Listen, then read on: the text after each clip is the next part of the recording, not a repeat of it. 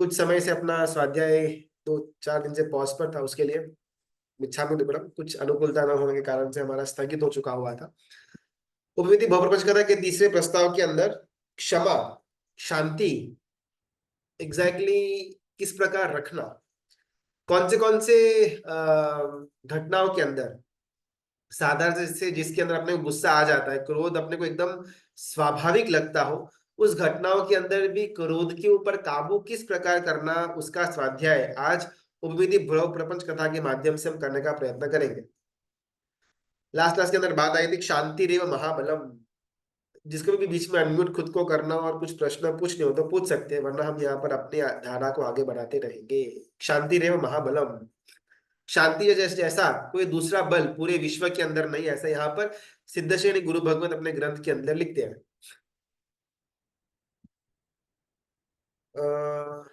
शांति उसको ना अलग अलग तत्वों के साथ हमने कंपेयर किया, महादानम, महागुणम, महाबलम, महारूपम वगैरह वगैरह वगैरह। आखिरी वाला जो हम ये आज देखने वाले हैं महाबलम, इसके बाद अपने कथा को अपन एकदम फुल स्पीड में आगे बढ़ाने का प्रयत्न करेंगे। शांति रेव महाबलम।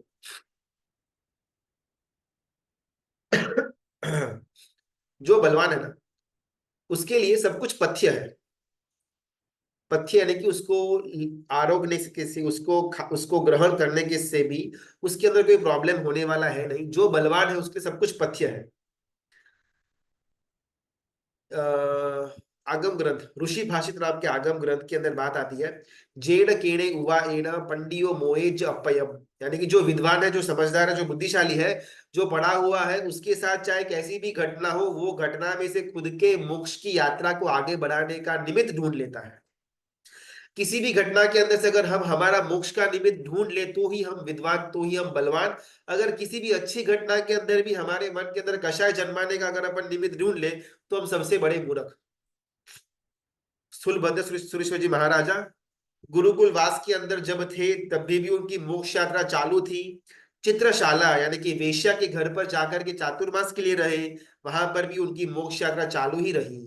खंदक मुनि, वो जब अपने स्वाध्याय संयम की यात्रा कर रहे थे उस समय भी उनकी मोक्ष यात्रा चालू थी। जब उनका जीते जी चमड़ी निकल रही थी उस समय भी मोक्ष यात्रा चालू ही थी। गत सुकुमार मुनि कृष्ण महाराजा के भाई दोम दोम साहिबी पूरी तरह से राजमहल के अंदर सुख साहिबी का उनका क्षेत्र, उसके अंदर भी मोक्ष की यात्रा चालू थी और संयम लेने के बाद भी उनकी मोक्ष की यात्रा चालू ही रही।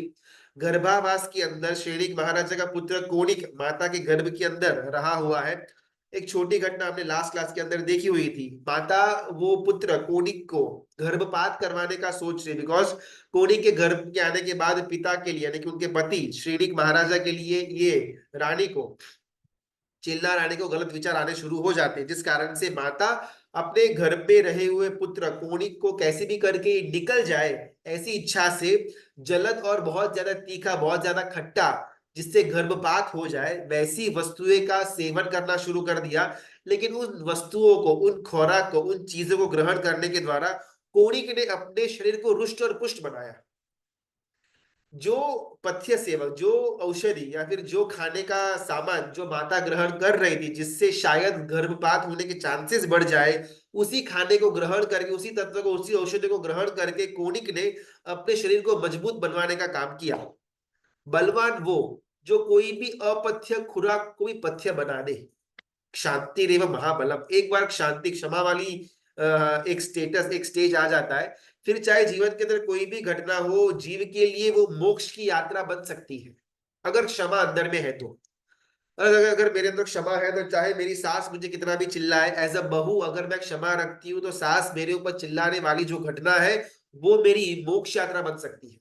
अगर मेरे मेरे अंदर क्षमा है, मेरे बॉस मेरे ऊपर चाहे कितना भी चिल्लाए, उस समय अगर मैं क्षमा को धारण रखता हूँ तो बॉस का मेरे ऊपर चिल्लाने की जो घटना है वो मेरी मोक्ष यात्रा बन सकती है। अगर मेरे अंदर क्षमा है, मेरे एम्प्लॉयज के द्वारा, मेरे नौकर के द्वारा, मेरे कोई भी सबॉर्डिनेट के द्वारा कोई भी प्रॉब्लम्स क्रिएट हो जाती है, उस समय अगर मैं क्षमा को धारण करता हूं तो मेरी वो घटना मोक्ष यात्रा बन जाती है।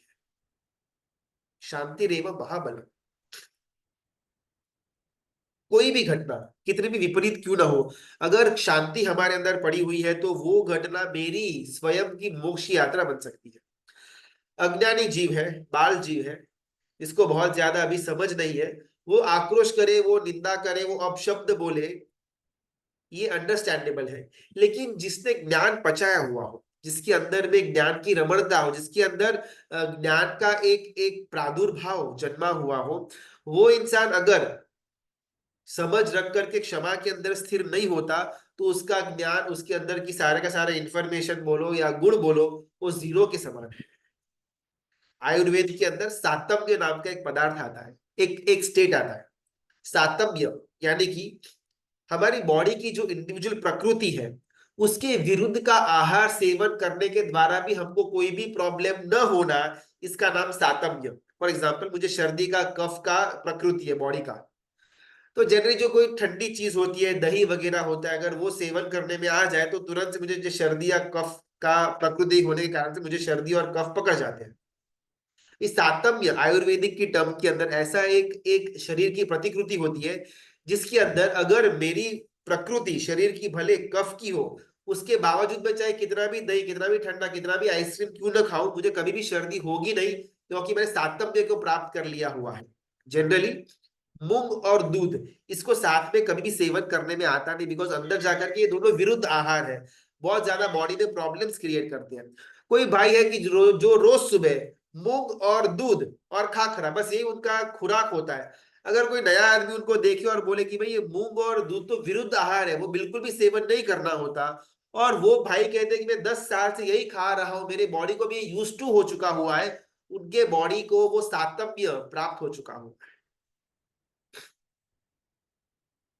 ऐसे ये सातत्य यानी कि जो विरुद्ध आहार है, वो भी बॉडी को सूट हो जाए, उसका नाम है सातत्य।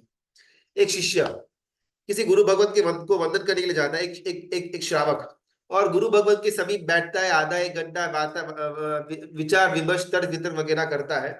और ये श्रावक के मन में गुरु भगवत को लेकर के बहुत ही उच्च विचार थे कि इनके अंदर का क्षमा नाम का भाव बहुत जबरदस्त है, विनय नाम का भाव बहुत जबरदस्त है। और ये श्रावक ने गुरु भगवत को पूछा कि आपने अपने जीवन के अंदर इतना उच्च विवेक कहाँ से प्राप्त किया, कुछ सीखा, कुछ पढ़ा, किसी ने आपको ट्रेन किया, कैसे? और गुरु कहते हैं, ऐसा तो मुझे किसी ने विवेक सिखाया नहीं था, लेकिन जब जब जब जब मैं अविवेकी जीवों को देखता हूं, जब जब अविवेकी जीवों के द्वारा रची हुई घटनाओं को मैं दर्शन करता हूं, मुझे अपने आप अंदर में विवेक जागृत हो जाता है। धीमे धीमे धीमे जब जब मैं अविवेक को देखता था और मुझे मालूम पड़ता कि भी ऐसा नहीं करना, ऐसा नहीं करना, ऐसा नहीं करना, जब जब मैंने ये नोटिस किया और कुछ समय के बाद देखा, तो मैं ऑटोमेटिकली विवेकी बन चुका हुआ था।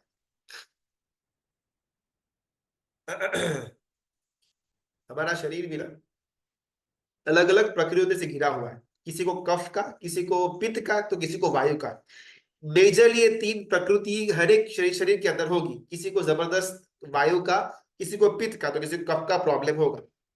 इन तीनों तत्वों के बैलेंस और इम्बैलेंस होने के कारण से ही किसी भी जीव को कोई भी रोग आ सकता है, चाहे मुझे डायबिटीज आए, मुझे कैंसर आए, या फिर मुझे माइग्रेन आए, टीबी आए, कॉलेरा आए, मलेरिया आए, चाहे एक्सवाइजेड कोई भी रोग मेरे अंदर जन्म ले, उस रोग के पीछे का अगर कोई कारण हो, तो सिर्फ ये तीन प्रकृतियां हैं।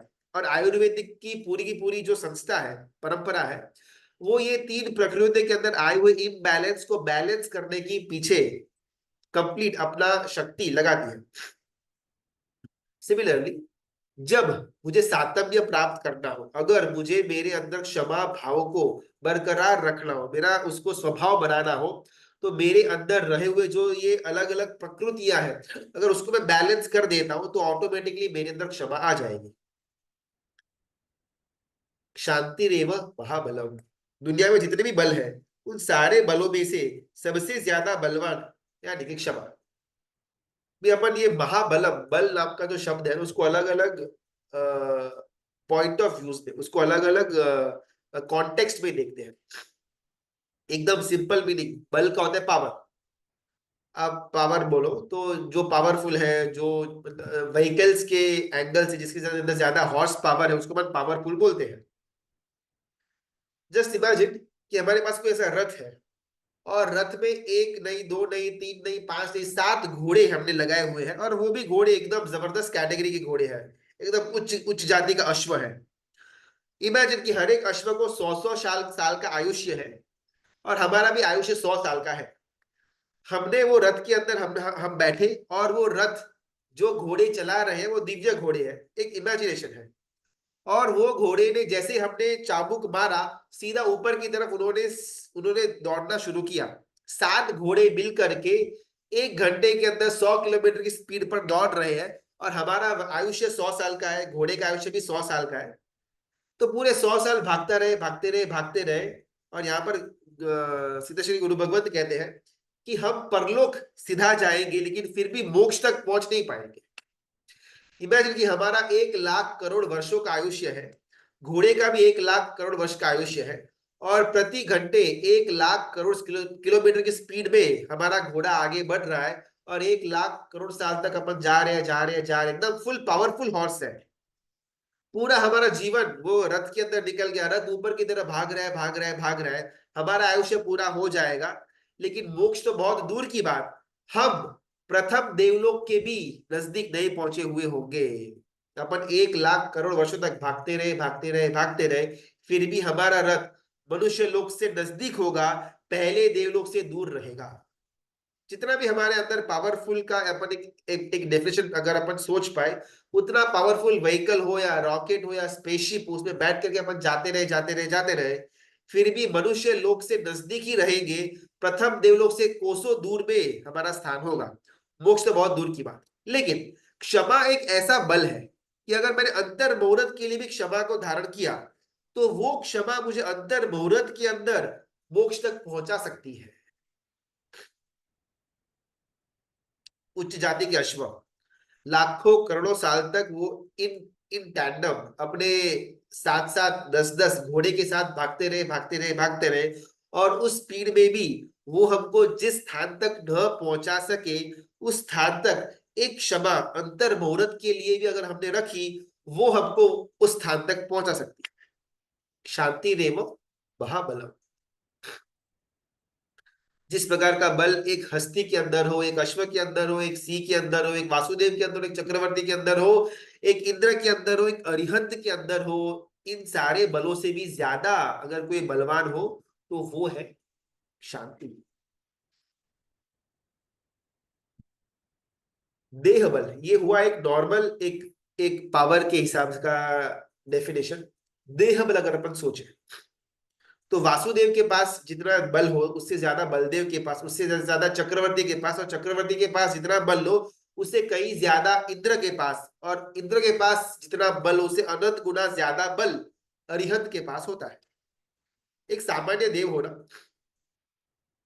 पहले या दूसरे देवलोक के अंदर का सामान्य देव, महारिद्ध क्या एकदम शक्तिशाली, एकदम नॉर्मल आम आदमी टाइप, आम देव, एकदम सामान्य देव हो, तो उसके पास भी इतनी शक्ति कि वो अपनी एक शक्ति से जो 1 लाख योजन वाला बड़ा मेरू पर्वत है, उसको भी छाते की तरह उठा सके और वापस नीचे गिरा सके। इतनी ताकत एक सामान्य देव के अंदर पड़ी हुई होती है। तो इमेजिन कि ऐसे असंख्य सामान्य देवों की जो जो उसके ऊपर राज करे, ऐसे इंद्र के पास तो कितनी कितना कितना बल होगा। ऐसे एक इंद्र के पास जो बल है, उससे अनंत गुना ज्यादा बल अरिहंत परमात्मा के पास होता है। फिर भी यहां पर बात आती है शांति रेव महाबलम।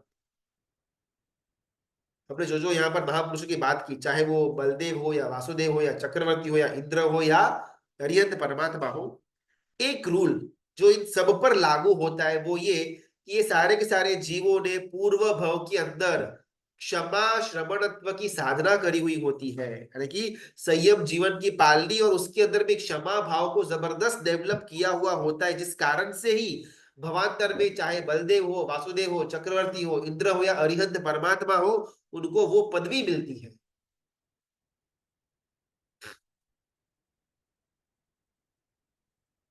विश्व की सर्वोत्कृष्ट शक्तियां, स्टार्टिंग फ्रॉम बलदेव, वासुदेव, प्रति वासुदेव, गोइंग टिल अरिहंत परमात्मा, ये जितने भी जीव हैं, जितने भी उत्कृष्ट बलशाली पदवियां हैं, इन सारी पदवियों के मूल में अगर कुछ रहा हुआ हो, तो पूर्व के भव में किया हुआ क्षमा श्रमणत्व की साधना। महाभारत की घटना थी, पांडव वनवास के अंदर, अज्ञातवास के अंदर, उनको जो घूमने का, उनको रहने का एक एक योग बना हुआ था, वो वनवास के अंदर है। साथ में श्री कृष्ण महाराजा भी उनके उपस्थित है। रात्रि का समय था, जंगल के अंदर की एक घटना है। जंगल में रात को कोई पशु पक्षी या फिर कोई उपद्रव न आ जाए, इस कारण से उन लोगों ने ऐसा नक्की किया कि हर एक 2-2 घंटा हम में से कोई ना कोई जागरूक रहेगा और पूरा सिक्योरिटी पेरीमीटर देखेगा, और उसका टाइम पूरा होगा तो सेकेंड भाई जागेगा। सबसे पहले नकुल की बारी थी। नकुल वहां पर रहा हुआ था। एक पहलवान वहां पर आया, भूत टाइप। और जैसे वहां से भूत आया, ये नकुल को एकदम से गुस्सा आया, एकदम जोरदार सामने उसने प्रहार करना शुरू कर दिया। और जैसे जोर जोर से ये नकुल प्रहार करता था, वो जो भूत था उसका साइज बढ़ता था। गुस्से से प्रहार किया भूत को मारना या भूत दूर होना तो बहुत दूर की बात। ऑन द कॉन्ट्ररी, भूत का जो साइज था वो बढ़ रहा था। 1 घंटा, सवा घंटा, 1.5 घंटा, 2-2 घंटा तक बहुत ज्यादा पुरुषार्थ किया। लेकिन 2 घंटा पहले जो भूत का कद था वो डबल साइज हो चुका हुआ था। और भूत ने एक जोर से उसको फेंटा मारा और नकुल वहां पर गिर गया, मूर्छित हो उठा। जैसे 2 घंटे पूरे हुए, सहदेव जागा। सहदेव ने भी आकर के लड़ाई करना शुरू कर दिया, जोर से मारपीट किया, शस्त्र का इस्तेमाल किया। लेकिन भूत के ऊपर कोई भी प्रभाव नहीं हो रहा था। भूत उल्टा 4 टाइम्स साइज का हो गया 2 घंटे के अंदर। बाद में अर्जुन की बारी आती है, भीम की बारी आती है, युधिष्ठिर की बारी आती है। हर एक के अंदर ये सेम घटना। 2-2 घंटे तक बहुत ज्यादा पुरुषार्थ करते हैं लड़ाई करने का, लेकिन कहीं पर कोई ज्यादा पत्ता लगता नहीं है। और भूत double, 4 times, 6 times, 8 times, 10 times, उसका बस कद बढ़ता जाता है, शक्ति भी बढ़ती जाती है। आखिरी में श्री कृष्ण महाराजा की बारी आई। श्री कृष्ण उठे। उनके पास शस्त्र तो नहीं था, लेकिन मल्ल युद्ध यानी कि हाथों से जो अपना बॉक्सिंग, WWE टाइप का जो युद्ध होता है, वो युद्ध करने के लिए आगे बढ़े श्री कृष्ण महाराजा। जो भूत वहां पर था उसके साथ मल्ल युद्ध करना शुरू किया। भूत के पास शक्ति बहुत ज्यादा थी, बिकॉज पहले के जो ये 5 जने थे उनके साथ फाइटिंग करते करते करते 2 टाइम्स, 2 टाइम्स, 2 टाइम्स बढ़ते हुए कद भी बढ़ गया और शक्ति भी बढ़ गई भूत की। अभी ये जो भूत है वो मल्ल युद्ध यानी कि हाथों के युद्ध के अंदर जब एक एक प्रहार श्री कृष्ण के ऊपर करता था, श्री कृष्ण जोर से अट्टहास से कहते, आहा, क्या बात है, क्या जबरदस्त मारा है आपने। और ऐसे उसकी प्रशंसा करते थे। जैसी प्रशंसा की, वो जो भूत था उसका कद थोड़ा छोटा हुआ। वापिस भूत ने दूसरा हाथ से प्रहार किया। अहो बलम महाबलम, क्या बल है आपके अंदर। ऐसा कृष्ण महाराजा ये भूत की प्रशंसा करते हैं। भूत का कद धीमे धीमे धीमे धीमे धीमे करके छोटा छोटा छोटा छोटा होता गया। एक एक प्रहार भूत करता है, और उस प्रहार के रिप्लाई के उत्तर के अंदर ये श्री कृष्ण महाराजा सिर्फ प्रशंसा करते हैं, कहीं पर हाथ उठाया ही नहीं है। आखिरी में प्रशंसा करते करते करते जो भूत 10x 12x तक पहुंच गया हुआ था, एकदम से मच्छर जितना हो गया और ऑटोमेटिकली गायब हो गया।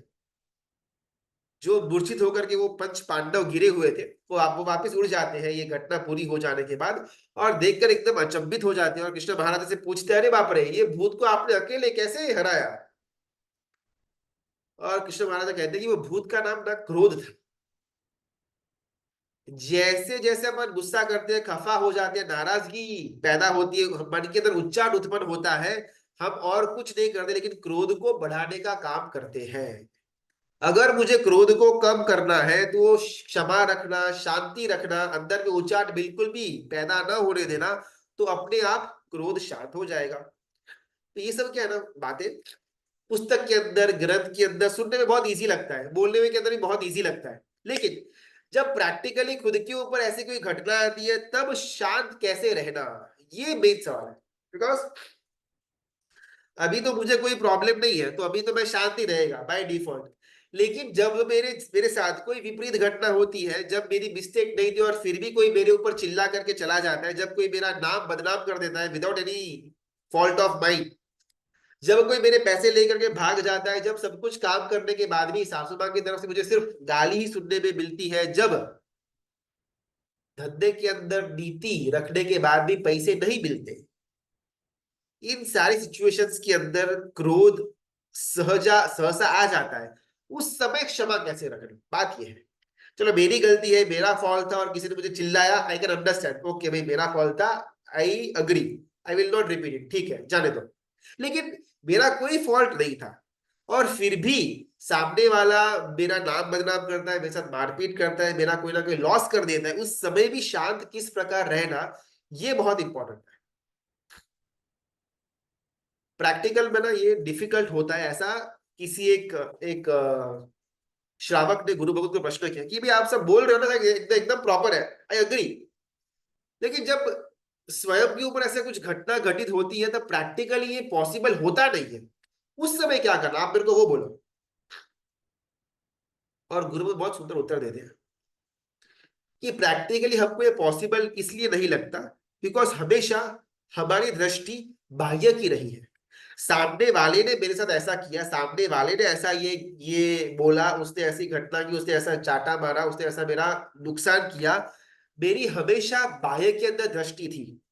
अगर मैं मेरी दृष्टि को अंतर में करता हूं, मुझे उसके ऊपर गुस्सा नहीं करना, मुझे मेरे खुद के गुस्से के ऊपर गुस्सा करना है, अगर मैं ये शुरू कर दूं तो पल भर के अंदर क्षमा आ जाएगी। आज हमको बस ये टेक्निक सीखनी है कि बहुत सारा हमने एग्जाम्पल से जान लिया, सीख लिया और बहुत सारा सुन भी लिया, लेकिन प्रैक्टिकली जब मेरे साथ कोई घटना घटित होती है जिसमें मेरा कोई भी फॉल्ट नहीं, उस समय क्षमा रखना, कब तक रखना, कहां तक रखना और कैसे रखना।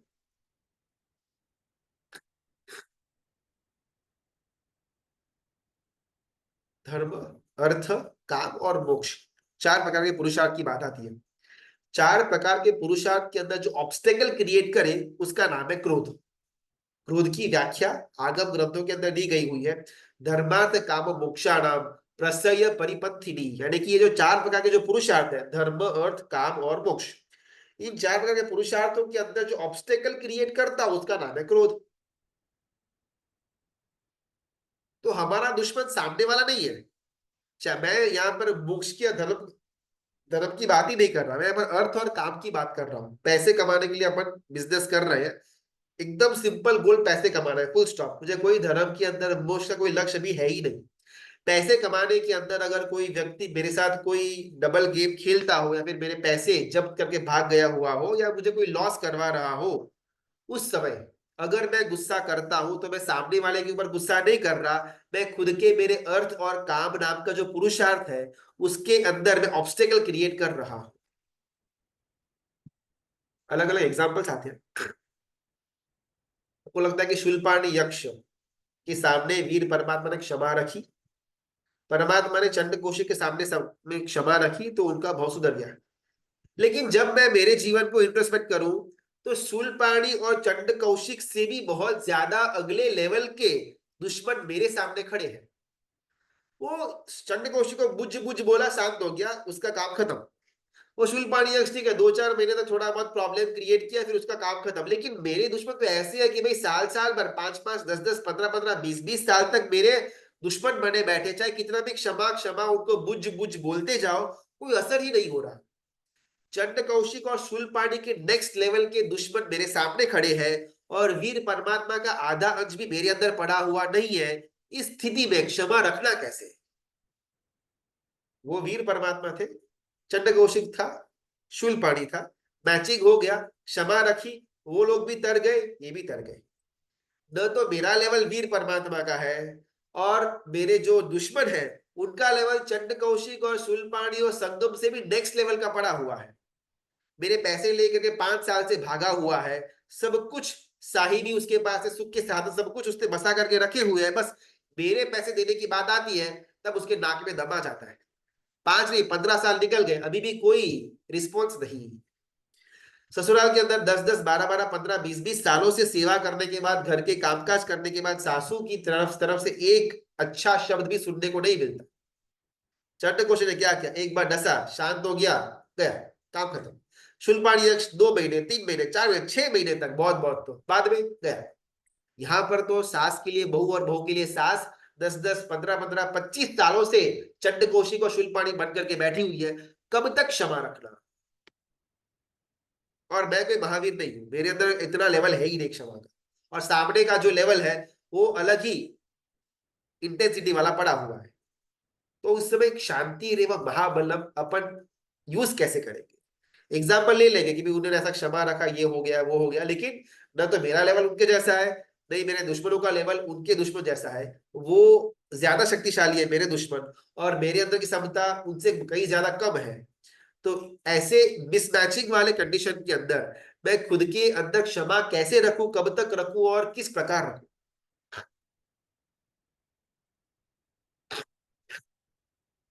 गुरु महाराज कहते हैं कि हमको लगता है कि परमात्मा के द्वारा शूलपाणी सुधर गए, हमको लगता है कि परमात्मा के द्वारा चंड कौशिक सुधर गए, लेकिन परमात्मा के द्वारा सुधरे नहीं है। परमात्मा और संगम के बीच में, परमात्मा और शूलपाणी के बीच में, परमात्मा और चंड कौशिक के बीच में युद्ध हुआ है, और युद्ध के अंदर संगम हारा है, परमात्मा जीते हैं। संगम मुंह लटका करके आगे जाता है, संगम की साधना आगे बढ़ती है, संगम की साधना अनंत संसार तक लेकर के जाती है। परमात्मा की साधना भी आगे बढ़ती है और परमात्मा की साधना उनको केवल ज्ञान तक लेकर के जाती है। शूलपाणी यक्ष और परमात्मा के बीच में युद्ध हुआ, शूलपाणी यक्ष हारा, परमात्मा जीते, शूलपाणी यक्ष का अनंत संसार बढ़ा, परमात्मा का केवल ज्ञान हो गया। परमात्मा और संगम के बीच में युद्ध हुआ, संगम हारा, परमात्मा जीते, संगम का अनंत भाव बढ़ा, परमात्मा का बड़ भर के केवल ज्ञान हो गया। Angle number 1। Angle number 2, Shoolpani था, चंद्र कौशिक था, संगम था, ये सब थे तो परमात्मा के अंदर के पड़े हुए कर्मों की निर्जरा हो सकी। वीर परमात्मा 6 महीने के बाद जब ये उपसर्ग देकर के आगे बढ़ता है यक्ष, तो उस परमात्मा की आंखों में आंसू कि जिस व्यक्ति ने, जिस जीव ने मेरे आत्मा को धोने का काम किया हुआ है, जिस एनडीडी ने मुझे कर्म से मुक्त किया, बेचारा वो ही कर्मों से भर करके यहां से बाहर जा रहा है। एंगल नंबर 2, सामने वाला चाहे कितना भी क्रोध करे, कितना भी हमारे साथ अन्याय करे, अगर हम क्षमा रखते हैं तो प्रति पल मेरा असंख्य अनंता कर्मों की निर्जरा हो रही है। चाहे मैं गलत हूं, मैं सही हूं, मुझे बोलना चाहिए था, नहीं बोलना चाहिए था, सब कुछ साइड में रख करके अगर सिर्फ क्षमा के अंदर मैं स्थिर होता हूं, तो वो हर एक क्षण, हर एक सेकेंड का असंख्य व भाग का हिस्सा के अंदर अनंता अनंत कर्मों की निर्जरा मैं कर रहा हूं। अगर उस समय मैंने एक गलत वाक्य बोल दिया हुआ होता, अगर उस समय मैंने क्रोध का उत्तर क्रोध से दे दिया हुआ होता, तो लाख करोड़ पूर्व वर्ष नरक में रह करके जितने कर्मों की निर्जरा मैं नहीं कर पाता, उससे कहीं ज्यादा कर्मों की निर्जरा करने का मेरा वो चांस मैंने गुमा दिया।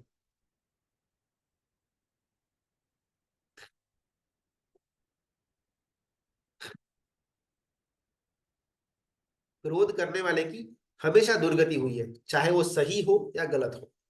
क्षमा रखने वाले की एकांत में सिर्फ और सिर्फ सदगति हुई है। ऐसा एक भी एग्जाम्पल नहीं कि जिसके अंदर इंसान ने क्षमा रखी हुई हो और दुर्गति हुई हो। ऐसा एक भी एग्जाम्पल नहीं कि जिसके अंदर एंटिटी ने या जीव ने क्रोध किया हुआ हो और उसकी सदगति हुई हो।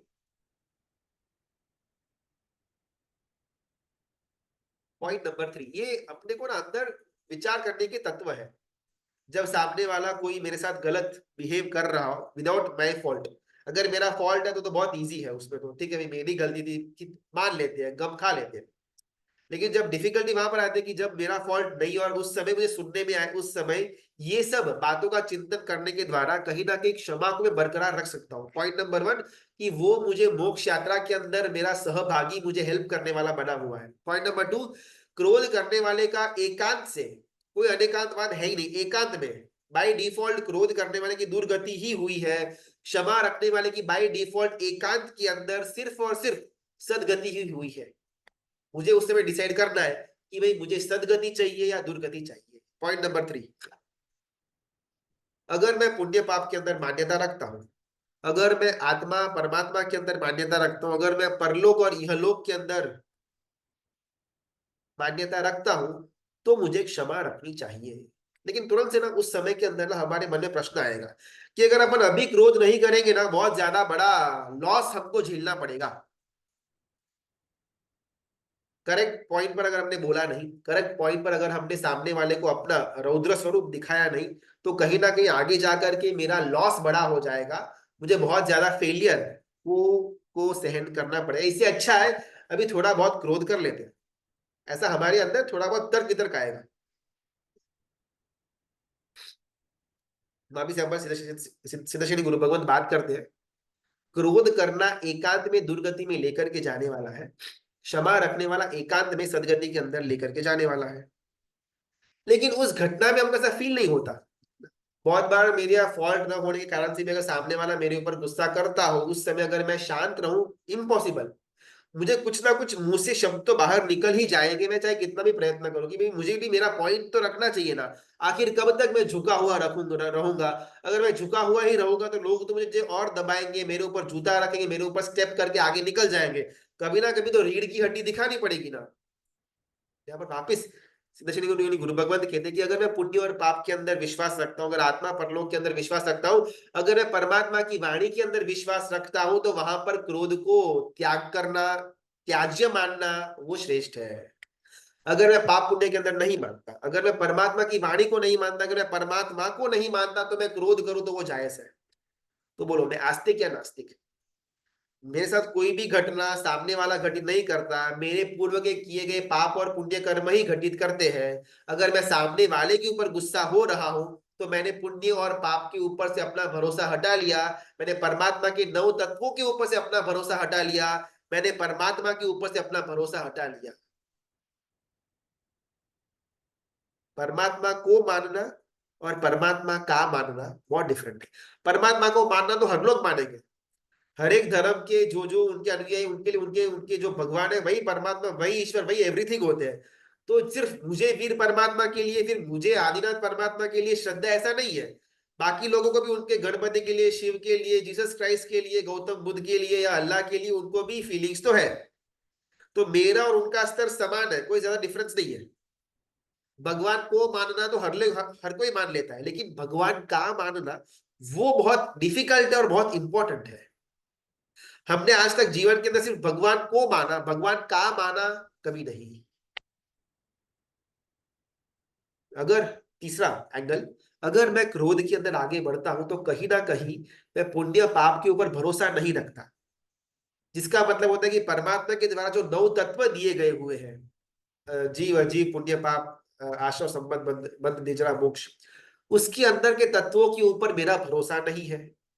दैट मीन्स कि परमात्मा की वाणी के ऊपर मेरा भरोसा नहीं है, दैट मीन्स कि परमात्मा के ऊपर मेरा भरोसा नहीं है। फिर कौन सा मुंह उठा करके मैं परमात्मा का दर्शन या पूजा करने जा रहा हूं, जब मुझे उनकी बातों के ऊपर भरोसा बिल्कुल है ही नहीं।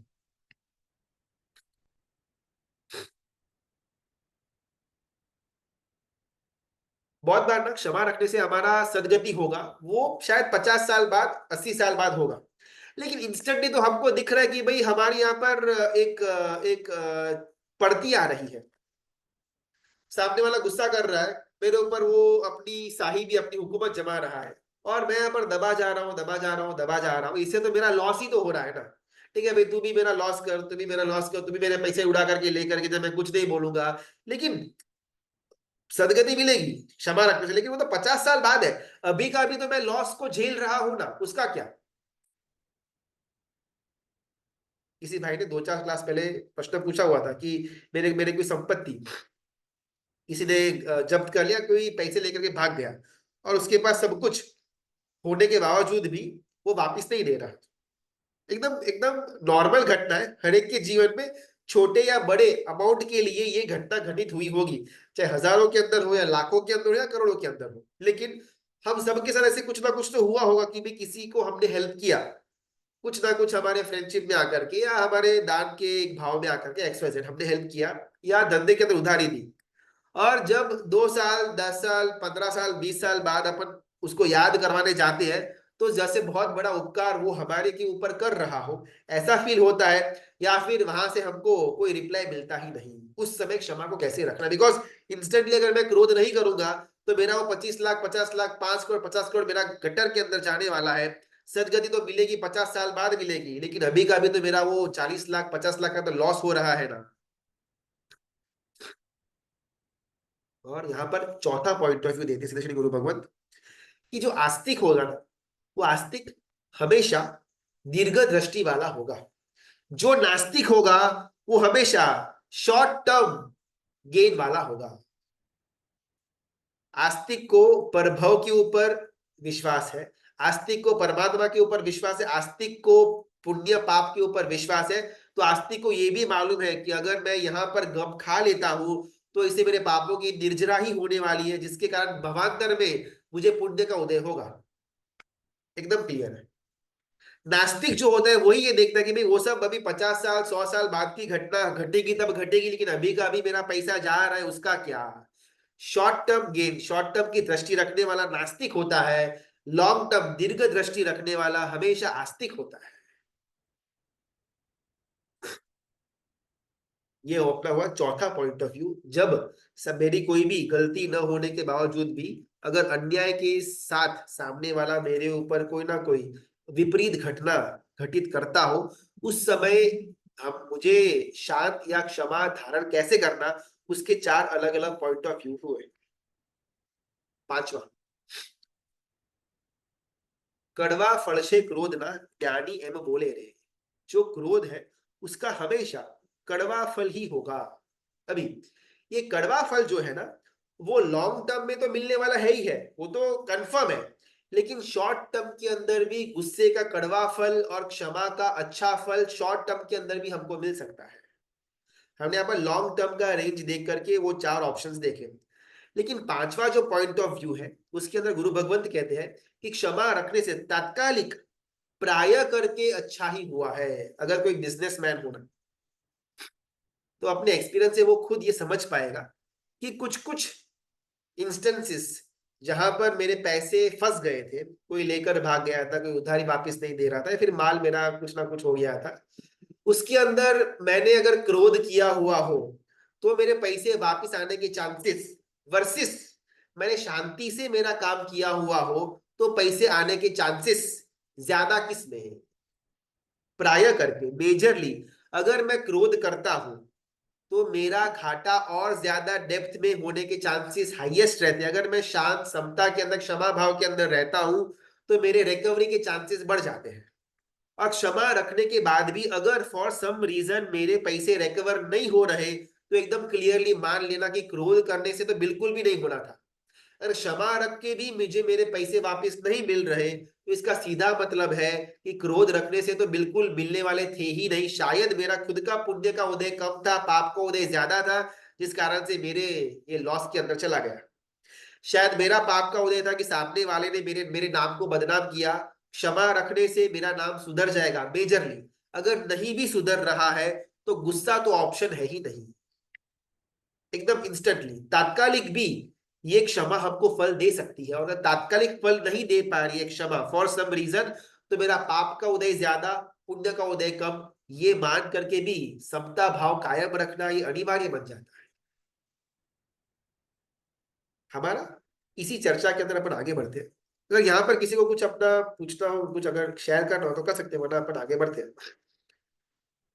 अभी सेकंड प्रश्न जो हम सबको बहुत ज्यादा सताता रहता हो, कि जिसके ऊपर गुस्सा आता हो ना उसके सामने अपन जाए ही नहीं, उससे बात ना करें, उससे अपन मुंह मोड़ ले, अपन अपने रास्ते वो उसके रास्ते, तो ये अच्छा या बुरा? उनको जीवन के अंदर बहुत सारे ऐसे इंस्टेंस हुए होंगे, शायद फैमिलीज के अंदर या फ्रेंड सर्कल के अंदर या संघ के अंदर, कुछ छोटे या बड़े कारणों के की वजह से कोई ना कोई जीव के साथ हमारा 36 का आंकड़ा हो गया हुआ होगा।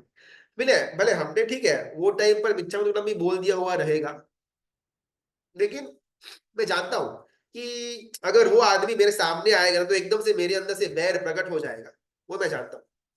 तो उसको मैं अवॉइड करूं, बात ना करूं उससे, मैं हर एक अपना रिश्ता नाता कट ऑफ कर दूं। द्वेष नहीं है, लेकिन फिर से नया द्वेष उत्पन्न न हो, उसके सिक्योरिटी के लिए अगर मैं ये चीज करूं तो उचित या अनुचित। और बहुत सुंदर दो तीन घटनाओं के द्वारा हम इसके जवाब तक पहुंच पाएंगे।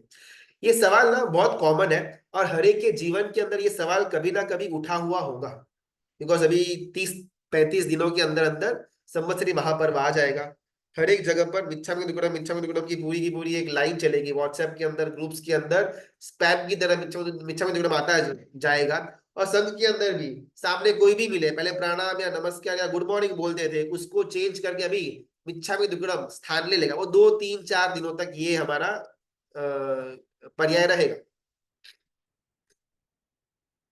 उसके अंदर ऐसी टाइम पास वाले मिच्छामनिगम के अंदर भी हमारे ऐसे भी मिच्छामनिगम चले जाएंगे जहां पर एक्चुअल में हमको रुक करके सामने वाले को क्षमा मांगनी थी, लेकिन हम इस स्पीड से क्षमा के अंदर आगे बढ़ गए हुए हैं कि वहां पर रुक करके मेरे अंदर पड़े हुए दोषों को, द्वेषों को मैं कंप्लीटली नेस्तनाबूद करूं और फिर क्षमा याचना करूं, ये संवेदना करने का आपको टाइम मिलता ही नहीं। बिकॉज बाकी 100 जनों ने जिस स्पीड में मिच्छा किया हुआ है, उसी स्पीड में मैं 101 बार बच जाता।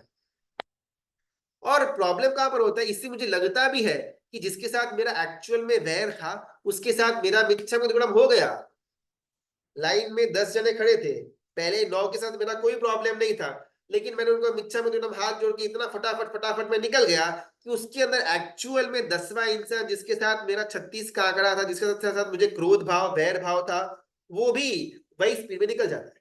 और मुझे यहाँ पर आभास भी होता है कि भाई मेरा तो हो गया उसके साथ, अभी तो क्या प्रॉब्लम है, हो गया अपना मिच्छा उसने उसने भी बोल दिया, मैंने भी बोल दिया, अभी सब चंगा सी। और यहाँ पर गुरु भगवत कहते हैं,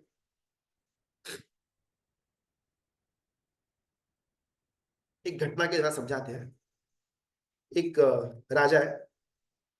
हाँ, कुछ बोलना तो बोल सकते हैं, अपने आप को अनम्यूट करके, कोई प्रॉब्लम नहीं।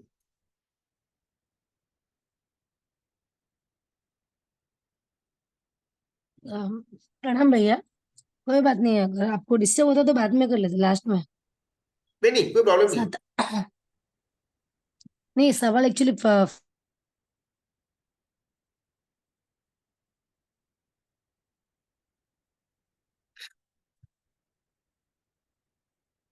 आप म्यूट पर चले गए। ठीक है, चलो मेरे ख्याल से उनको समय मिलेगा तब पूछेंगे। ओके, अपन आगे बढ़ते हैं। एक राजा, उसके वहां पर दरबारी है, मंत्री है, जैसे नॉर्मल एक राजमहल के अंदर की व्यवस्था होती है वैसा, सेनापति है वैसे। अभी एक व्यापारी, एक बिजनेसमैन, जो उस राजा के मतलब वो नगर के अंदर रहता था, वो व्यापारी राजा के पास आया और राजा को आकर कुछ ऐसे टाइम पास की बातें करना शुरू कर दिया। फिर राजा भी ये व्यापारी को जानता था पहले से, लेकिन मालूम नहीं क्या हुआ कि इस बार जैसे ही व्यापारी वहां पर आया, राजा को अत्यंत गुस्सा, भारी मात्रा के अंदर। राजा धर्मी है, न्यायी है, समझू है, गुणवान है, लेकिन एकाएक मालूम नहीं क्या हुआ, सामने वाला वो व्यापारी आया और एकदम से मुझे जबरदस्त गुस्सा उसके ऊपर आ गया। ऐसा एक बार हुआ, 2 बार हुआ, 3 बार हुआ, 4 बार, 5 बार, बार बार होना शुरू हो गया। और वो जो व्यापारी था, बनिया था, वो भी रूटीन में आना उसका राजमहल के अंदर कंटिन्यू हो चुका हुआ था। तो जब बार बार राजा को ये द्वेष के भाव, गुस्सा उत्पन्न हो रहा था, तो राजा ने मंत्री को बुलाया और पूछा, देखो भाई, मालूम नहीं क्या हुआ है मेरे को, लेकिन वो थोड़ा, वो जो व्यापारी का आप थोड़ा थोड़ा छानबीन कराओ। जब कभी भी वो यहाँ पर आता है, मुझसे बातचीत करता है ना, मुझे मालूम नहीं क्या होता है, एकाएक मन के अंदर जबरदस्त गुस्सा मेरा खड़ा हो जाता है। तो मुझ में कुछ मिस्टेक है, प्रॉब्लम है, या फिर वो कुछ जादू टोना टाइप्स करता है, आप थोड़ा वो छानबीन करो। और मंत्री विचक्षण था। उसने अपने गुप्तचर लगाए और वो जो व्यापारी था, वो व्यापारी के पास जाकर के ये इंफॉर्मेशन गुप्तचरों ने निकलवाई कि व्यापारी कुछ ही समय पहले किसी और नगर से बहुत बड़ा चंदन का काष्ठ भारा लेकर के आया हुआ था। टन्स के कैपेसिटी के अंदर उसने अपना चंदन घर के बेसमेंट के अंदर भरा हुआ था। ओके, तो उसमें क्या प्रॉब्लम है?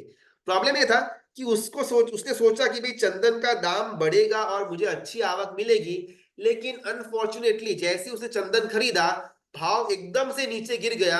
अभी चंदन का और सादे लकड़े का सेम टू सेम दाम मिल रहा है, और ये जो व्यापारी आदमी है वो बेच नहीं रहा चंदन को, बिकॉज ऑब्वियसली बहुत ज्यादा दाम में खरीदा है। और अभी एकदम पानी के दाम पर तो बेचना तो पूरी मूड़ी हाथ से जाएगी, तो वो तो स्टेप ले नहीं सकता। ओके, तो प्रॉब्लम क्या है? तो प्रॉब्लम ये है कि वो व्यापारी ने ऐसा सोचा कि अगर अपने नगर का राजा मृत्यु को प्राप्त हो जाता है, अगर वो मर जाता है, तो उसकी चिता जलाने के लिए चंदन की लकड़ी का आवश्यकता रहेगी, और उस समय इतना बड़ा स्टॉक सिर्फ मेरे पास होगा, और मैं अच्छे दामों के अंदर राजा की चिता की आग के लिए चंदन का भार उनको बेचूंगा, अच्छा पैसा भी मिलेगा, और मेरा ये इन्वेस्टमेंट भी डेड नहीं रहेगा। ये भाव लेकर के वो जो व्यापारी है, वो प्रतिदिन राजा के पास आता था, मीठी मीठी बातें, अलग अलग कुछ ना कुछ टाइम पास वहां पर करता था, लेकिन अंदर में भाव यही था कि राजा कब मरे, कब मरे, कब मरे। अपने आगम ग्रंथ में के अंदर ना एक तत्व आता है कि अगर मुझे किसी को देख करके एबीसी फॉर एग्जाम्पल है यहाँ पर, अगर मुझे एबीसी को देख करके अकारण से द्वेष आ रहा है, तो प्राय करके एबीसी को भी मुझे देख करके अकारण द्वेष भाव आएगा ही आएगा। भले हमने कोई वर्ड्स एक्सचेंज नहीं किए हुए हैं, लेकिन भावों की एक दुनिया होती है, मनोवर्गना की एक दुनिया होती है। अगर सामने वाला व्यक्ति मुझे अगर द्वेष पैदा करवाता है, तो मेरी मनोवर्गना उसको भी अफेक्ट करती है, जिस कारण से उसके मन के अंदर भी मेरे लिए सेम टू सेम द्वेष भाव, अकारण का द्वेष भाव खड़ा हो जाता है। इसका एकदम सिंपल मतलब ये हुआ कि मैं जैसा किसी के लिए फील कर रहा हूं, मेजरली चांस ये है कि सामने वाला भी मेरे लिए वैसा ही फील कर रहा है। मुझे किसी के लिए गुस्सा है, अगर मैं उसको अवॉइड करूं, मैं उसके साथ बात करना बंद कर दूं, उसके घर जाना बंद कर दूं, उसको मिलना बंद कर दूं, संग के अंदर आए तो मेरा मुंह मैं फेर लूं, अगर ये सब मैं करता हूं, तो उचित या अनुचित? हमारा प्रश्न वो था, और उस प्रश्न के उत्तर की तरफ हम ये कथा के द्वारा आगे बढ़ रहे हैं। मंत्री ने जाना कि अच्छा, उसका एक्चुअली प्रॉब्लम ये है वो व्यापारी का, कि चंदन का कास्ट ज्यादा हो चुका हुआ है, और मन के अंदर उसके यही भाव थे कि राजा मरे तो अच्छा। मंत्री ने ये बात राजा को बोली नहीं, बिकॉज राजा क्या है ना, राजा हमेशा वो हर एक राजा आदि बुद्धि के ही होते हैं। मंत्री सशक्त हो तो नगर चलता है, बाकी राजा के पास ज्यादा बुद्धि होती नहीं है। राजा, वाजा और बंदर, बांद्रा, ये तीनों का तीन एक समान प्रकृति होती है बुद्धि की। तो मंत्री को लगा कि अगर मैं राजा को बोलूंगा तो राजा अभी का अभी उसको फांसी पर चढ़ा देगा, वो व्यापारी को, जिसमें उसका कुछ फॉल्ट भी नहीं था। और वहां पर मंत्री अपने एक तर्क लेकर के आता है। मंत्री राजा को बोलता है कि राजा, मुझे मालूम पड़ा है वेदर डिपार्टमेंट के पास से कि अभी जो गर्मी, ग्रीष्म ऋतु शुरू होगी ना, उसमें जबरदस्त गर्मी गिरने वाली है। तो अपन क्यों ना ऐसा करें कि अपन आपके लिए चंदन का राजमहल खड़ा करवा देते हैं। चंदन की बहुत जबरदस्त शीतलता होती है, तो वो 3-4 महीने जो गर्मी के हैं, वो आप चंदन वाला जो हमारा नया राजमहल बनेगा उसके अंदर अगर आप व्यतीत करोगे तो बहुत अच्छा हो जाएगा। और राजा बोले, हाँ ये आइडिया तो बहुत अच्छा है। हर साल गर्मी तो बढ़ती जा रही है, और कोई एसी या पंखा तो उस समय था नहीं, हाथ पंखे थे। तो राजा ने बोला, हाँ शुभ से शीघ्रम, आप फटाफट चंदन का भार जिधर भी मिलता हो मंगाओ, और मेरे लिए एक राजमहल खड़ा कराओ तुरंत का तुरंत। मंत्री ने पूरा का पूरा चंदन का जो रिक्वायरमेंट था वही व्यापारी को दिया। उसके पास इतना भी चंदन पड़ा हुआ था, अच्छे दामों के अंदर मंत्री ने खरीद लिया, राजा का लिए वो चंदन का राजमहल बना लिया, और राजा अंदर अभी रहने चले गए। महीना 1.5 महीना हुआ, अभी भी वो व्यापारी रोज आता था, लेकिन अभी थैंक्स की भावना थी कि अच्छा हुआ कि राजन आपने मेरा ये चंदन ले लिया, वो भावना से राजा को मिलने के लिए आता था। लगभग वहां पर रहने के 1 महीने के बाद मंत्री ने राजा को वापस पूछा कि राजन, अभी क्या आपको वो व्यापारी को देख करके गुस्सा आता है? और राजा बोला, नहीं बिल्कुल नहीं। मालूम है क्या हो गया, अकारण मुझे उसके लिए एकदम शांत हो गया। अभी पहले जो मेरे जो एकदम ज्यादा वो गुस्सा और वो क्रोध आता था वो व्यापारी को देख करके, मालूम नहीं क्या हुआ, अब उसे ऐसा कुछ नहीं हो रहा, एकदम शांति से एकदम प्रसन्नता से मेरा दिन गुजरता है, भले वो आए या ना आए। किसी को देख करके अगर मुझे गुस्सा आता हो, तो मैं उसको देखना बंद कर दूं, उसको मिलना बंद कर दूं, उसके साथ संबंध कट कर दूं, ये ऑप्शन उचित या अनुचित, उसका उत्तर हमको ये घटना से मिल जाता है।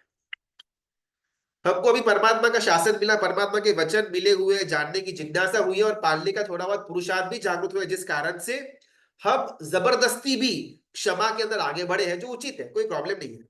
लेकिन हमारे अंदर पड़ा हुआ जो क्रोध है, जो वैर है, वो तो अब ऐसा कैसा पड़ा हुआ है, भवांतर में ये वैर ये क्रोध आने वाला है साथ में। परमात्मा का शासन आए या न आए ये कोई गारंटी नहीं है, लेकिन मेरे अंदर पड़ा हुआ जो दबाया हुआ क्रोध के संस्कार है, वो अवश्य में आने वाले हैं। समझो कि मैं ना बचपन के अंदर क्रिकेट अच्छा खेलता था, और मुझे बैटिंग बहुत ज्यादा पसंद थी। वो 10th के बोर्ड एग्जाम्स वगैरह शुरू हुए, और मेरा वो क्रिकेट का पूरा काम वो खेलना बंद हो गया। लगभग 30 साल निकल गया, अभी मैं 45 की उम्र का हो गया हुआ हूँ, और अभी मुझे अगर कोई क्रिकेट खेलने के लिए बुलाता है और मुझे पूछता है कि आप बैटिंग करोगे या बॉलिंग, तब सहसा मेरे मुंह से निकलेगा कि मैं तो बैटिंग ही करूंगा। क्यों? बिकॉज वो 30 साल पहले जब मैं खेलता था ना क्रिकेट गली के अंदर, उस समय मैं बैटिंग बहुत अच्छी करता था। अभी अभी क्या हुआ ना, वो 10th के बाद वो बोर्ड एग्जाम्स का, फिर कॉलेज का प्रेशर, फिर जॉब का प्रेशर, फिर शादी का प्रेशर, फिर बच्चे का प्रेशर, ऐसा करते करते करते मेरे जीवन के 30 साल निकल गए। अभी वो 30 साल के अंदर कभी भी मुझे न तो क्रिकेट का न ही बैटिंग करने का कोई भी विचार आया, ठीक है। लेकिन बैटिंग मुझे पसंद है ये भाव मेरे अंदर दबा हुआ पड़ा था, जो बाहर नहीं आया। लेकिन द मोमेंट मैं 45 का हुआ, मुझे किसी ने क्रिकेट खेलने के लिए बुलाया और मुझे पूछा विल यू बॉल और विल यू बैट, मैंने बोला आई विल बैट। क्यों? बिकॉज वो पूर्व का संस्कार, पूर्व का नहीं, यही भाव का संस्कार है। 30 साल पहले का संस्कार है कि भाई मुझे बैटिंग पसंद है, और वो जागरूक हुआ। बीच का 30 साल का जो अवधि था उसमें मैंने कभी भी सोचा भी नहीं था, लेकिन अंदर में कहीं ना कहीं मुझे बैटिंग पसंद है वो दबा हुआ पड़ा था, जिस कारण से 45वें साल के अंदर 30 साल खेलना बंद करने के बाद भी अभी भी मेरे मन में वो ग्रंथि थी कि मैं बैटिंग ही करूंगा, बिकॉज मैं बैटिंग अच्छा करता था।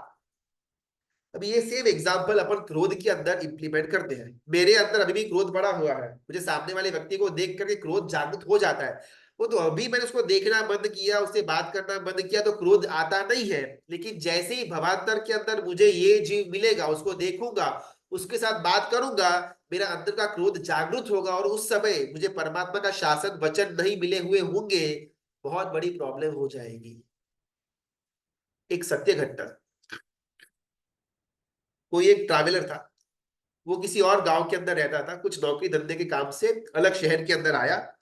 जैसे ही नगर के अंदर एंट्री ली, एक भैंस उसके पीछे दुम दबा करके भागा। अभी ये आदमी भी चिल्ला रहा है, पहली बार मैं इस गांव के अंदर आया, मुझे तो कोई लेना देना था नहीं, लेकिन भैंस भागा रहा है, भगा रहा है, भगा रहा है, ये भी गलियों के अंदर, मेन रोड, हाईवे, कहीं कहीं भाग रहा है। नगर के बाहर तक भागता भागता पहुंच गया, लेकिन भैंस तो स्टॉप होने का नाम नहीं लेता।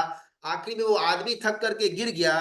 भैंसे ने अपने सिंग से वो आदमी को एकदम छुंदा अलग अलग कर दिया, मुंह अलग, पैर अलग, बॉडी अलग, और फिर वो भैंस आराम से वापस नगर के अंदर चला गया। भैंस के पीछे नगर वाले हर एक जन पड़े थे, डंडा लेकर पड़े थे, उसको रोकने के लिए रस्सी लेकर पड़े हुए थे, लेकिन भैंस के ऊपर किसी का कोई भी बल सफल नहीं हो रहा था। भैंसा ने वो आदमी को मार करके ही अपना दम माना। पूर्व के जो वैर के संस्कार है ना, अपने को लगता है कि वो शायद अपन इस भव तक ही रहेगा, सीमित रहेगा, या अगर मैं उसको देखूंगा नहीं, बात नहीं करूंगा, तो शायद मेरा वैर का बंद नहीं होगा। लेकिन अगर मेरे मन के अंदर उसके लिए थोड़ा सा भी अशुभ भाव है, असद्भाव है, सद्भाव ही होना चाहिए, अगर सद्भाव नहीं असद्भाव की रेंज का है, अगर नापसंदगी की रेंज का है, तो भवांतर के अंदर वो वैर में परिवर्तित होकर के रहेगा, और परमात्मा का शासन उस समय नहीं मिला, गए काम से।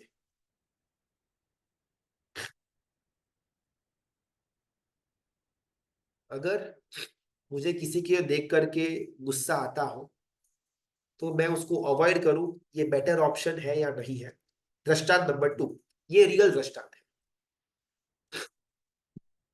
अहमदाबाद के अंदर ना, जो पोल वगैरह है, पहले लोग पोल के अंदर ज्यादा रहते थे, अभी तो सब फ्लैट्स और अपार्टमेंट्स के अंदर आ गए, लेकिन पहले पोल का कल्चर था। और आज भी जब उत्तरायण का टाइम होता है, तब जनरली लोग पोल के अंदर ज्यादा जाते हैं, बिकॉज वहां पर छत खुली रहती है, कनेक्टेड होती है, तो वहां से पतंग उड़ाने का मजा अलग रहता है। पहले के टाइम पर ही पोल के अंदर ना 2 या 3 मंजिले मकान मैक्सिमम होते थे, 3 से ऊपर कोई ज्यादा फ्लोर्स देखने को मिलते नहीं थे, और उसके ऊपर टेरेस होता था। तो उस समय की बात, एक परिवार पोल के अंदर रहता था, अहमदाबाद की पोल के अंदर। जैन परिवार था, धार्मिक कुटुंब था। माता पिता, उनका एक छोटा बेटा, और उनके सास और सस, मतलब उनके मम्मी और पापा। तो 5 जनों का परिवार वहां पर रहता था। वो या 4 या 5 साल का जो उनका बेटा था, वो अपने फ्रेंड्स के साथ वो 3rd फ्लोर के ऊपर जो टेरेस है वहां पर गया था पतंग उड़ाने के लिए। उसमें उसके शेरी के सब फ्रेंड्स थे। जिसने पतंग चगाए हुए होंगे उनको मालूम होगा कि जब पतंग कट करके आता है, तब सब बच्चे भागते हैं पतंग को पकड़ने के लिए, वो कटा हुआ पतंग, फ्री वाला पतंग। अभी उसके अंदर ये जो छोटू था वो भी भागा, और उसके बाजू वाला जो उसका बेस्ट फ्रेंड था वो भी भागा। दोनों के थोड़ी हाथापाई हो गई, जिस कारण से छोटू टेरेस से नीचे गिर गया, बिकॉज रेलिंग वगैरह ज्यादा होता नहीं था पूल के अंदर, और नीचे गिरा, ऑन द स्पॉट सिर फूट गया, मर गया छोटू। फिर उसकी मम्मी जो जो अंदर रसोई घर के अंदर खाना पका रही थी, एकदम से बाहर है और देख करके जबरदस्त चिल्ला, अरे बाप रे छोटू को ये हो गया वो हो गया, चिल्लाना शुरू कर दिया, पागलपन जैसी हो गई, रोना नॉन स्टॉप चालू है। सारे शेरी वाले इकट्ठा हो गए। जब उन्होंने पूछ परछ करी तब मालूम पड़ा कि वो छोटू और बाजू वाला मोटू, वो दोनों जने जो बेस्ट फ्रेंड्स थे, वो किधर ना ऊपर वो पतंग को पकड़ने के लिए भागे। उसमें से थोड़ा हल्का सा वो मजाक मजाक के अंदर मोटू का धक्का छोटू को लग गया और छोटू गिर करके मर गया। ये माता जानती है छोटू की कि भाई मोटू का कोई प्रॉब्लम नहीं था, लेकिन फिर भी मन के अंदर जबरदस्त द्वेष भाव कि साला वो मोटू ने मेरे बेटे को मारा। भाई ऑब्वियसली उसके ऊपर कोई केस या ऐसा कुछ तो कर नहीं सकती है, बिकॉज ये तो छोटे बच्चों के एक गेम के अंदर हुआ था, किसी को कुछ मारने का कोई इंटेंशन था नहीं। वो बच्चे के माता पिता, वो बच्चे के पिता आए, वो डॉक्टर वगैरह आए, एम्बुलेंस में लेकर के गए गए, डेथ सर्टिफिकेट दिया, स्मशान में जाकर के उसका अग्नि संस्कार भी कर दिया, वापिस भी आ गए। 12 दिन हुआ, 13 दिन हुआ, महीना हुआ, 2 महीना, 3 महीना, लेकिन फिर भी ये माता के मन के अंदर अभी भी मोटू को लेकर के जबरदस्त द्वेष भाव कि वो मोटू ने मेरे बेटे को मारा। और अगर हम उस समय अपन अगर फर्स्ट पर्सन के अंदर इमेजिन करें ना, भाव एकदम एकदम सहज वाला भाव है कि अगर मेरे बेटे को किसी ने ऐसा मारा हुआ होता, भले गेम्स के अंदर, गमत के अंदर कोई भाव नहीं था, लेकिन फिर भी उसने उसके कारण से मेरे बेटे की जान गई, तो मेरे लिए वो हमेशा द्वेषी का द्वेषी रहेगा। भी 3-4 महीने निकल गए, वो औरत, वो जो माता थी, वो एकदम डिप्रेशन टेंशन के अंदर रहती थी, कैसे करके मेरा बेटा वापिस आएगा, वो मोटू को मैं क्या करूं, ये करूं वो करूं, कुछ करती नहीं थी, बिकॉज जैन थी, धार्मिक कुटुंब वाली थी, जानती थी कि भाई द्वेष नहीं करना, क्रोध नहीं रखना, लेकिन फिर भी अपने मन से मोटू का ख्याल दूर नहीं कर पाती थी। उसने वो बाजू वाला जो घर था, मोटू वाला जो घर था, उसके साथ अपना सारा रिश्ता नाता सब कुछ तोड़ दिया हुआ था, कोई बातचीत कुछ भी नहीं करना। वो उनके जो माता पिता थे मोटू के, वो भी बहुत ज्यादा हेल्प करने का प्रयत्न कर रहे थे कि यार अपने बेटे के द्वारा निमित्त तो हुआ, लेकिन क्या कर सकते हैं, वो ज्यादा उनको हेल्प करने के लिए बात करने के चाहते थे, लेकिन यहाँ से कोई प्रतिसाद आता नहीं था। हमेशा ये बहन, छोटू की मम्मी, वो अवॉइड करती थी उनको। उतने समय के अंदर वहां पोल में एक साधु और साध्वी जी भगवंत का ग्रुप आया चातुर्मास की आराधना करवाने के लिए, और साध्वी जी भगवंत से विशेष रूप में ये छोटू की मम्मी का मिलन हुआ। दोनों का अच्छा से साथ में स्वाध्याय वगैरह हो जाता था, बिकॉज ये भी ऑलरेडी टेंशन के अंदर, डिप्रेशन के अंदर पड़ी हुई थी। साध्वी जी भगवत ने स्वाध्याय के द्वारा ये बहन को थोड़ा स्थिरता देने का प्रयत्न किया। और फिर साध्वी जी भगवत ने वो पूछा कि भाई एग्जैक्टली प्रॉब्लम क्या है आपके जीवन के अंदर, तब ये जो छोटू की मम्मी है पूरा का पूरा स्टोरी बोलती है साध्वी जी भगवत को। आप ही बताइए गुरु भगवंत की मैं क्या करूं, मुझे मन के अंदर से विचार जा ही नहीं रहा कि मैं मोटू को कैसे माफ करूं। जैसे मैं मोटू को देखती हूँ, मेरे मन के अंदर एकदम से क्रोध आ जाता है कि अभी उसको झापट मारूं, अभी उसका गला काट दूं। इस प्रकार के विचार मेरे मन में आते रहते हैं। मेरे 50 लाख लेकर के जो आदमी भागा, अभी वो 50 लाख का उसने 5 करोड़ बना दिया, नई मर्सिडीज, नई बीएमडब्ल्यू खरीद ली, लेकिन अभी भी मेरा 50 लाख दे नहीं रहा। वैसा आदमी मेरे सामने आकर खड़ा हो जाए, उस समय मेरे भाव कैसे होंगे? उससे कई ज्यादा इंटेंस भाव वो माता के, बिकॉज माता के 50 लाख नहीं गए, माता का 5 साल का बच्चा गया है। साधी जी भगवत बहुत सुंदर उपाय देते हैं कि एक काम करो, वो मोटू को ना कुछ दिन अपने घर पर रखो, समझो कि वो मोटू ही छोटू है, और आपके बेटे का आप जिस प्रकार लालन पोषण, उसको जिस प्रकार आप खाना खिलाने का पिलाने का उसको एक एक एक सुख और सुविधा आप दे देते, वैसे ही 2-4 दिनों के लिए आप मोटू को रखो और मोटू को छोटू की तरह देखो।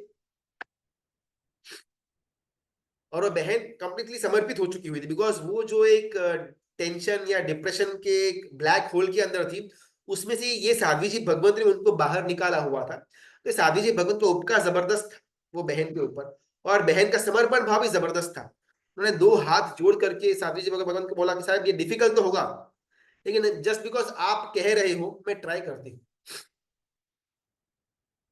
ये जो था कि बहन का समर्पण, ये समर्पण ने सब काम किया।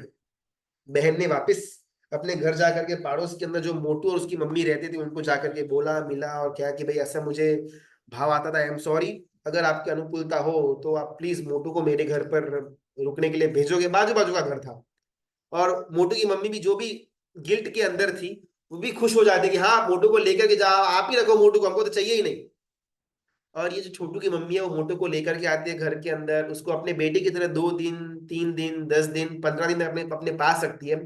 और 15 दिन के बाद जब ये छोटू की मम्मी साध्वी जी भगवंत को मिलने जाते हैं, तब कहते थे कि अब मुझे मालूम पड़ा क्षमा का सुख क्या होता है।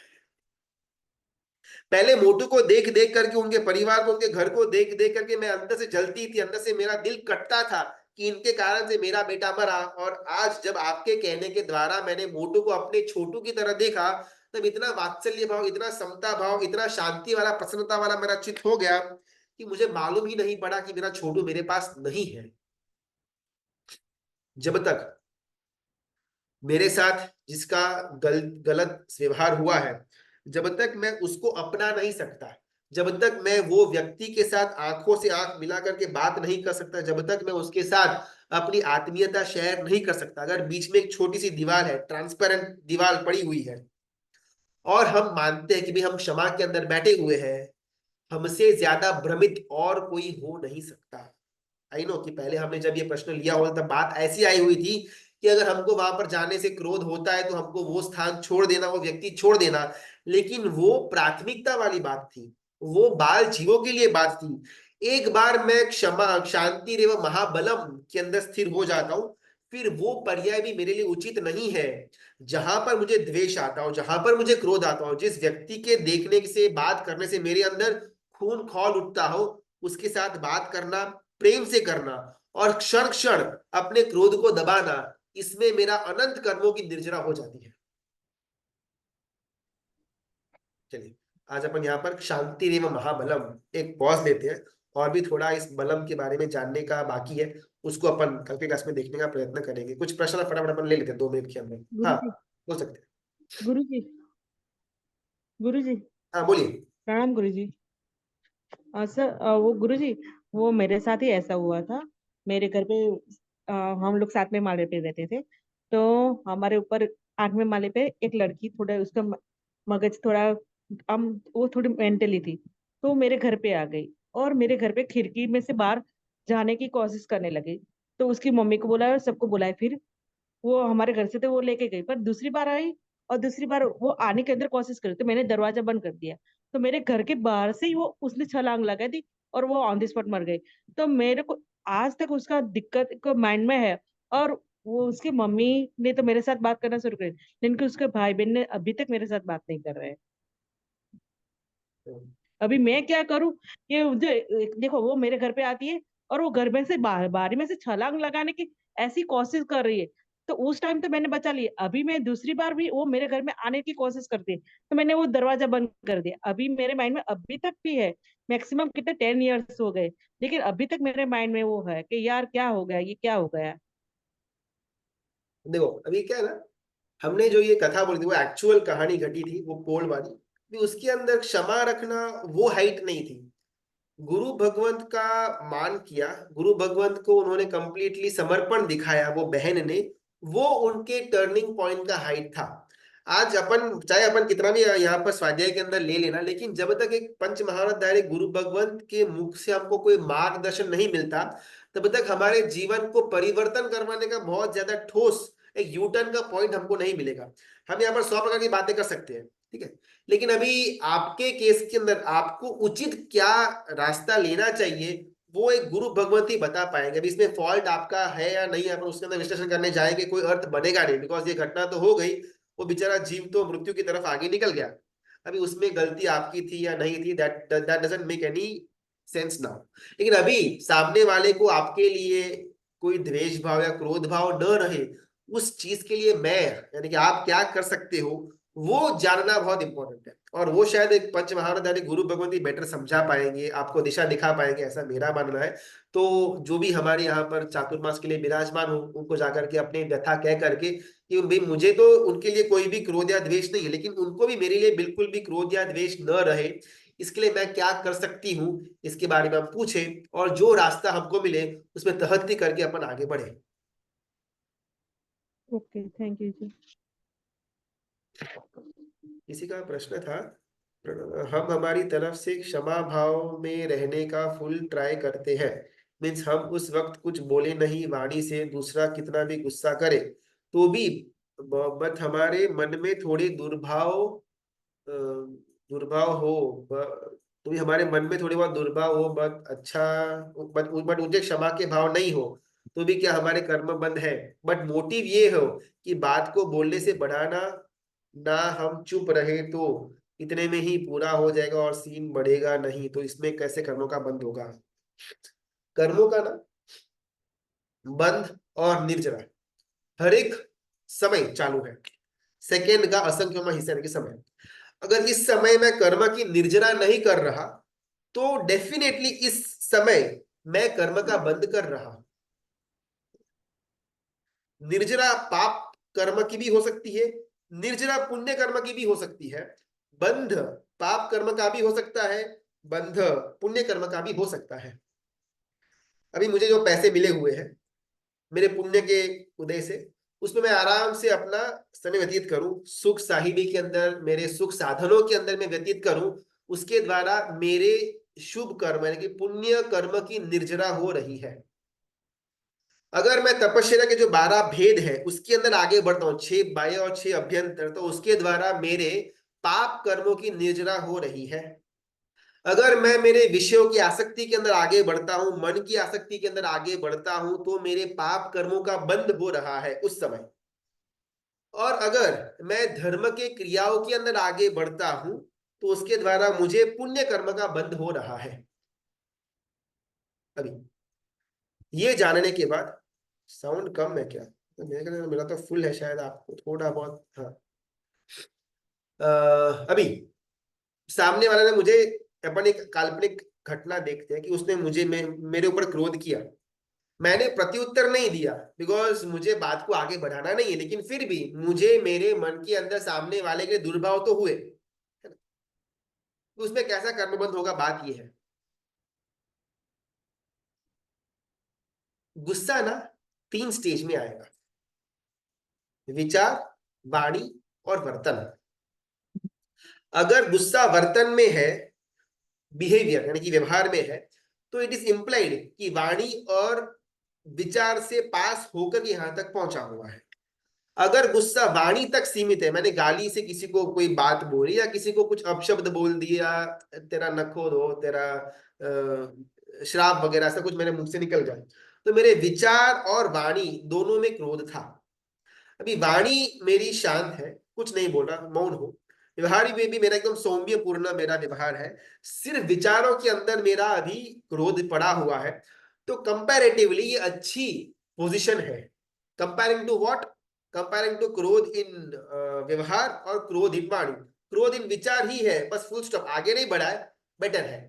लेकिन विचारों के अंदर भी क्रोध नहीं होना चाहिए। वो पर्याय के साथ अगर मैं मेरा पर्याय कंपेयर करूं, तो मेरी कक्षा निचली है। अभी मुझे खुद को डिसाइड करना है कि आज से 2 साल पहले, 5 साल पहले, या जब से स्वाध्याय शुरू नहीं हुआ तो उसके पहले मेरा क्रोध विचार वाणी में था, विचार वाणी व्यवहार में था, कहां तक था। और अभी सिर्फ विचार तक फुल स्टॉप आया हुआ है, तो मेरा प्रोग्रेस हुआ है। नहीं, पहले भी मेरा क्रोध विचार तक ही रहता था, अभी भी वहीं तक रहता है। तो शायद ये स्वाध्याय करने के द्वारा या ये चिंतन के अंदर हमने लिया हुआ हो या न हो, लेकिन फिर भी मेरा क्रोध कम तो नहीं हुआ। पहले भी मैं विचार से क्रोध करता था, पहले मैं किसी को गाली गलौज नहीं करता था, कैसे पहले भी हाथापाई मैं नहीं करता था, बस मेरे विचार के अंदर क्रोध रहता था। आज से 2 साल पहले, 5 साल पहले भी यही मेरा पर्याय था, और आज भी यही मेरा पर्याय है। तो फर्क क्या आया? अपन तो वही सेम टू सेम स्टेज के अंदर ही बैठे हुए हैं। तो ये उचित कब है? अभी मुझे खुद के लिए डिसाइड करना होगा कि भाई मेरा स्टेटस कौन सा है। पहले मेरा वाणी विचार व्यवहार सब कुछ था, अभी सिर्फ विचार है, तो मेरा अपवर्ड ग्राफ है। आगे जाते जाते ये भी कम हो जाएगा। नहीं, पहले भी विचार था, अभी भी विचार ही है, कोई प्रोग्रेस ही नहीं है, तो ये चिंताजनक बात है। कर्मों का बंध या निर्जर अपन बाद में आएंगे, लेकिन मूल मेरा ये जो क्रोध का भाव है वो कम क्यों नहीं हो रहा, उसके लिए मुझे इंट्रोस्पेक्ट करना पड़ेगा। और अगर कम हो रहा है तो ज्यादा पुरुषार्थ की और कम हो, और कम हो। पहले मुझे व्यवहार तक था, अभी सिर्फ विचार तक है। आगे जाकर के विचार में भी ये क्रोध न आए, उसके लिए मैं काम करना शुरू कर दूं।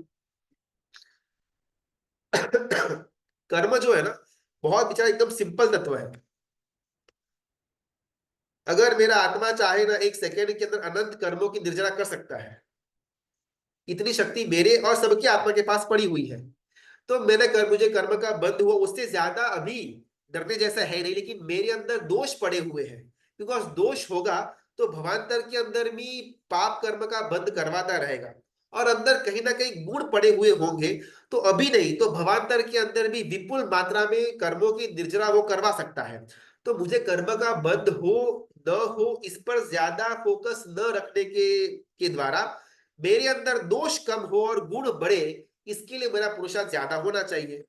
तो मेरे मन के अंदर दुर्भाव आए, उससे मुझे पाप कर्म का बंध होगा, ये बात सेकेंडरी। लेकिन मेरे मन के अंदर दुर्भाव आ क्यों रहे हैं? आखिर इतना सुनने के बाद, इतना स्वाध्याय करने के बाद, रोज परमात्मा की पूजा करने के बाद, 24 करने के बाद, संवत्सर का प्रतिक्रमण करने के बाद भी मेरे मन के अंदर अभी भी दुर्भाव टिके क्यों रहे? ये बहुत डेंजरस है। बिकॉज ये धारा अभी है, भवांतर के अंदर मुझे परमात्मा का शासन नहीं मिलेगा, तो विचार में रहा हुआ क्रोध वाणी में और व्यवहार के अंदर स्पिल ओवर होकर के रहेगा, जो ज्यादा भयानक कर्मों का बंद करवाने की श्रृंखला के अंदर आगे लेकर के जाएगा। तो मेरा पुरुषार्थ कर्मों के बंध कितने होंगे, कैसे होंगे, उसके ऊपर ज्यादा न रखते हुए मेरे अंदर का दोष कंप्लीटली जीरो क्यों नहीं हो जाता, उसके लिए मैं चिंतन करूं, पुरुषार्थ करूं, वो ज्यादा इच्छनीय है। चलिए आज अपन यहाँ पर क्लास को समाप्त करते हैं। मित्रा की आज्ञा विरुद्ध कुछ भी बोला हुआ हो तो इच्छा में विक्रम एट एनी कॉस्ट हमारे अंदर क्रोध न आए, उसका हम बार बार चिंतन मंथन करके स्वाध्याय के दृष्टांतों के द्वारा हम अपने अंदर क्षमा भाव को बरकरार रखें, ऐसी हम सबकी पुरुषार्थ की कामना होनी चाहिए। इसका बहुत बहुत धन्यवाद। अनुमोदना प्रणाम।